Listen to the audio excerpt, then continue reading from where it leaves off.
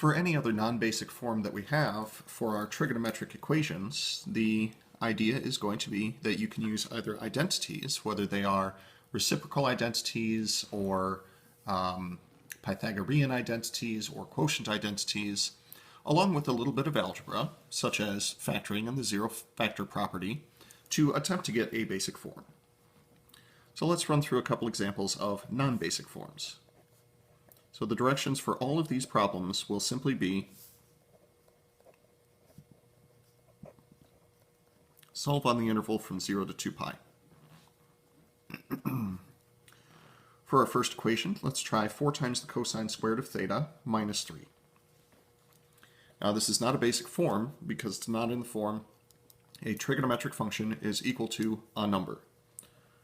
So what we will do is solve for the cosine of theta. If we can isolate that on one side of the equation, then we will have a basic form. So first thing I'm going to do is add 3 to both sides, divide both sides by 4, and then take a square root of both sides. Now when I take a square root of both sides, a plus or minus sign pops up. The square root of 3 does not simplify, but the square root of 4 does simplify. So this will be plus or minus the square root of 3 over 2. Now really, what that is 2 different basic equations, where the cosine of theta is equal to root 3 over 2, and where the cosine of theta is equal to negative root 3 over 2. The first one is going to give us 2 angles, one in quadrant 1, one in quadrant 4, where the cosine is positive, and the other two, or the other equation, will give us 2 more angles, one in quadrant 2 and one in quadrant 3, where the cosine is negative. Knowledge of the unit circle will be critical for these.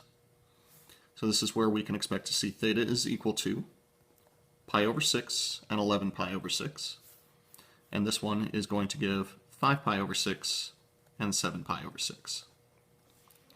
You don't have to do it this way, but something that I like to do is put all of our answers in numerical order, just to try to keep them as organized as possible.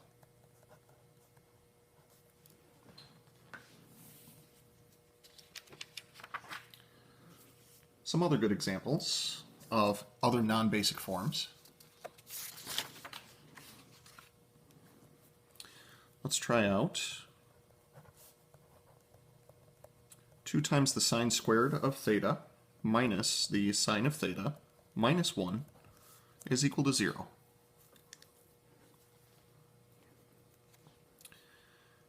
Once again, we're going to solve on 0 to 2 pi. Now, what we're dealing with here is something that gets covered in intermediate algebra. We would refer to this equation as being in quadratic form. Being in quadratic form means that a substitution will turn this into a quadratic equation, which we can then solve using the appropriate technique. So I'm going to let the sine of theta be equal to just another variable. We'll call it x. That allows me to substitute the equation into the following. Instead of 2 sine squared theta, that'll be 2x squared. Minus sine of theta will become minus x, and minus 1 will stay minus 1. This can be solved by factoring, completing the square, or completing the square or using the quadratic formula. Not to get too personal, but it is 7:30. It is half an hour after Wednesday's food time, and she is upstairs throwing a fit right now. So I heard her scratching at something just now.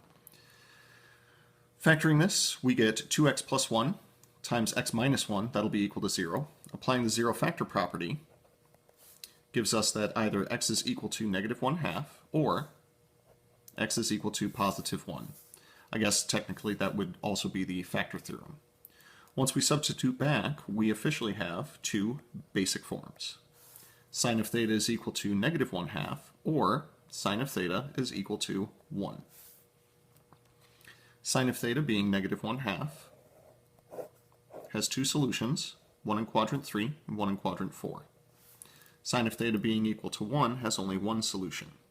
These would be the three angles that we're looking for, and they create kind of a nice little symmetry. So negative 1/2 corresponds to 7 pi over 6 in quadrant 3 and 11 pi over 6 in quadrant 4. Additionally, sine of theta being 1 will be pi over 2, and as we did for the last problem, we'll put them in ascending order.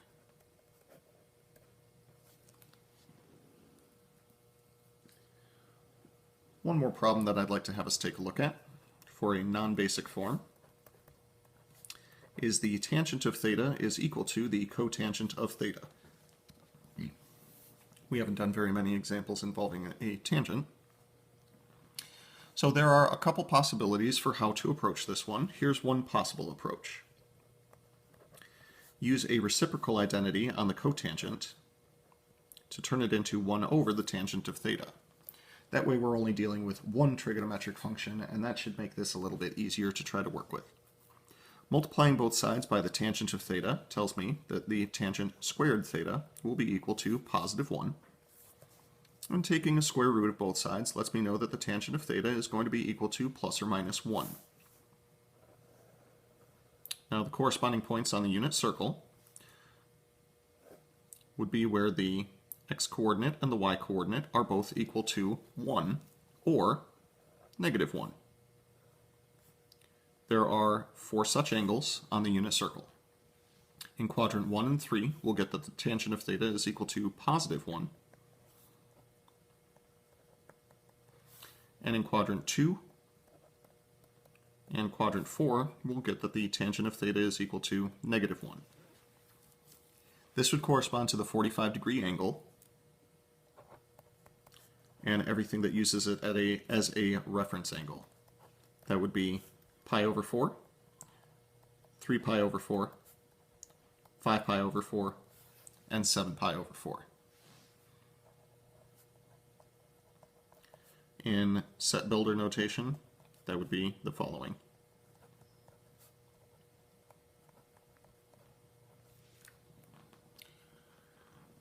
We can do one more example, but after that I need to go make sure that my cat is not destroying my house. So let's try out one more problem. For this one, I'd like to do one that has 2 different trigonometric functions so that we can talk about what our approach should be in that case. So let's do 1 plus the sine of theta is equal to the, that looks even more fun, 2 times the cosine squared of theta.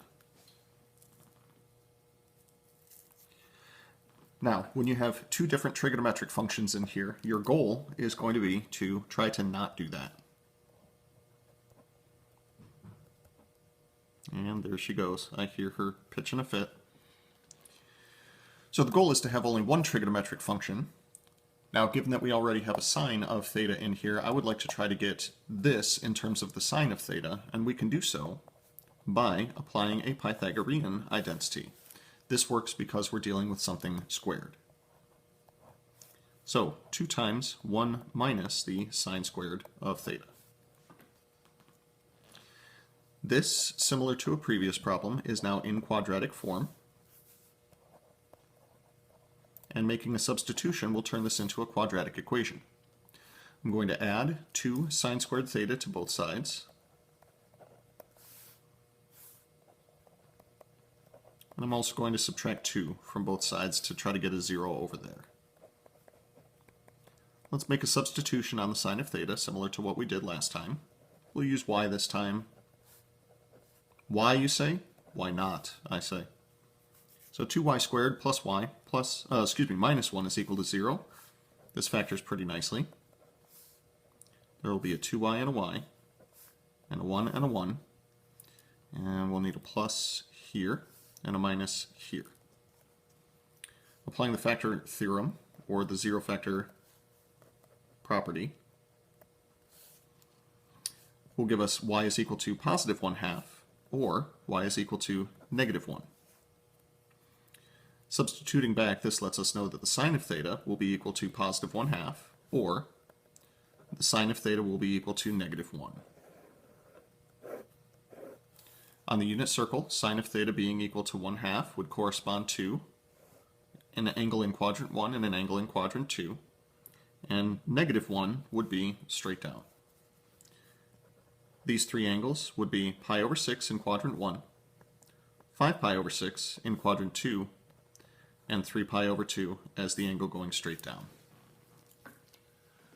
Alright, this cat needs to eat, so yeah, I'll see you for the next video.